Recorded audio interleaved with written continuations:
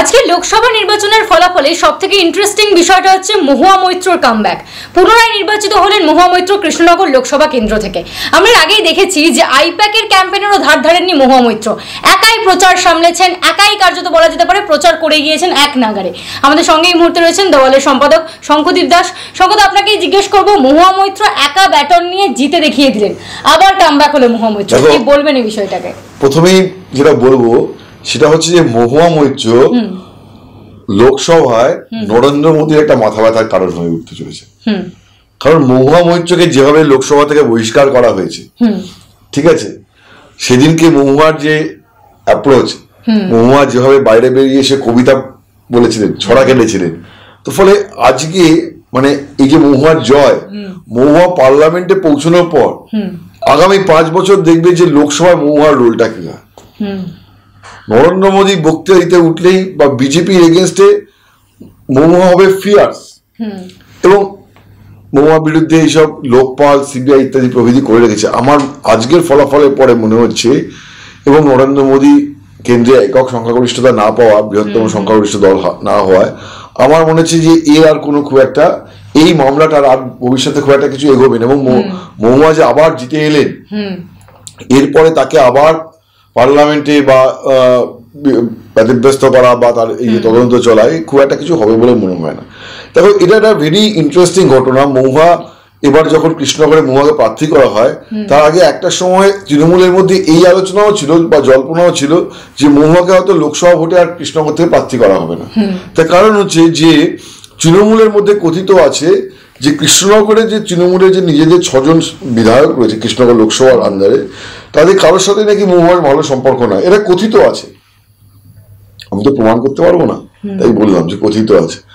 তো একটা সময় ধারণা ছিল যে মহুয়ার টিকিটই পাবে, কিন্তু তুমি দেখো যে মহুয়ার সঙ্গে এই যে দর্শন হীরানন্দানির সম্পর্ক এবং পার্লামেন্টে প্রশ্নকাণ্ড, তার বিরুদ্ধে প্রশ্ন ঘুষকাণ্ডের অভিযোগ, একদম গোড়ার দিনগুলো থেকে তো আমরা এটা ফলো করছি। প্রথম 3-4 দিন তৃণমূল এটাকে স্পর্শই করতে চায়নি। আমার মনে আছে প্রথম 48 ঘন্টা পর কুণাল ঘোষ দলের তরফ থেকে প্রতিক্রিয়া জানাতে গিয়ে বলেছিলেন যে মহুয়া মৈত্রর ব্যাপারে তৃণমূলের একটাই প্রতিক্রিয়া, তা হলো তৃণমূলে কোনো প্রতিক্রিয়া নেই। তো আমি তখন কুণাল ঘোষকে বলেছিলাম এটাই তো সবচেয়ে বড় প্রতিক্রিয়া। তাই তার মানে হচ্ছে যে মহুয়াকে তার নিজের যুদ্ধ, নিজের লড়াই করার জন্য ছেড়ে দিয়েছিল তৃণমূল, যে Mahua has to defend herself.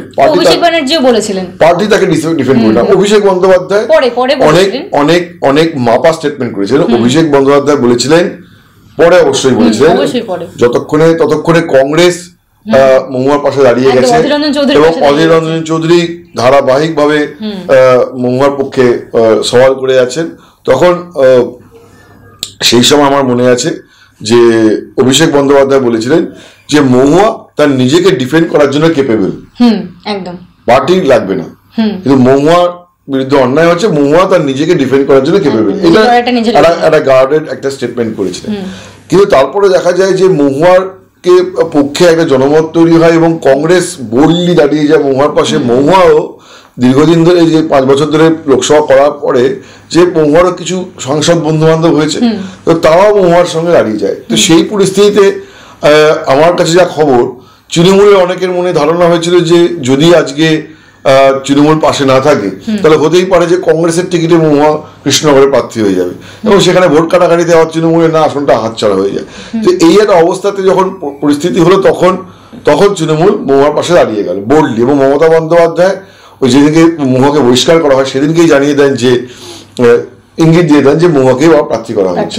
তারপরে মহুয়া যে লোকসভার লড়াইটা লড়েছেন, ডেফিনেটলি পার্টির এমএলএরা তার সঙ্গে ক্যাম্পেইনে বেরিয়েছিলেন, ওখানকার লোকাল লোকজন, কিন্তু ওভারঅল ক্যাম্পেইন স্ট্র্যাটেজি, কিভাবে তার প্রোপাগান্ডা হবে, কিভাবে ক্যাম্পেইনের মানে প্রচারপত্র ইত্যাদি প্রভৃতি হবে, সেইগুলো কিন্তু মহুয়া নিজেই সাজিয়েছেন। সেটা নিয়ে আইপ্যাকের মানে ইনভলভমেন্টও কম ছিল, তৃণমূলের কেউ এর ভেতরে মানে অনেকেই এভাবে মাথা গলায়নি। সেইটা থেকে যে মহুয়ার কামব্যাক, দিস ইজ মানে সামথিং।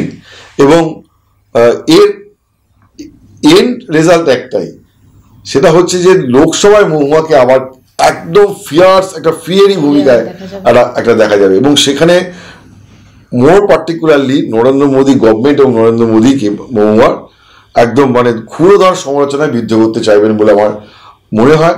আগামী 5 বছর তাই লোকসভায় মহুয়ার রোলটা ভেরি ইন্টারেস্টিং হতে চলেছে বলে আমার ধারণা। এখন বাকিরা সময় বলবে। সংকট, আপনি এই কথা বলতে বলতে বললেন যে তৃণমূল কংগ্রেস মনে করছিল না মহুয়াকে আবার টিকিট দেবে বা মহুয়াকে আবার মনোনয়ন দিয়ে দাঁড় করাবে। সেক্ষেত্রে মহুয়ার কি এই বহিষ্কারটা কোথাও কি সাপে বড় হয়ে গেল? অবশ্যই। এবং এই যে পলিটিক্যাল ফুটেজটা তিনি পেলেন, যে একদম ন্যাশনাল স্তরে এত সাংসদ তার পাশে দাঁড়ানো থেকে শুরু করে ন্যাশনাল টপিক হয়ে গেছে। এবং শুধু সর্বভারতীয় রাজনীতিতে নয়, তুমি দেখো যে মহুয়ার যে এপিসোড সেটা ইন্টারন্যাশনাল মিডিয়াও কভার করেছিল। একদমই, এটা ইন্টারন্যাশনাল মিডিয়াও কভার করেছিল।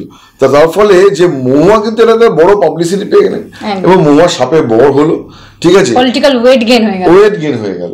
এবং আগামী দিনে মহুয়াকে সেভাবেই তুমি দেখতে পাবে লোকসভায় বা সংসদে। একেবারে। এরপরে সংসদে মহুয়া মৈত্রের সেই চাঁচাছোলা বক্তব্য কিভাবে মোদির দিকে আক্রমণ করেন সেদিকে থাকবে আমাদের নজর। আপনাদের চোখ থাকুক দাওয়ালে, কারণ খবর এখন এখানে।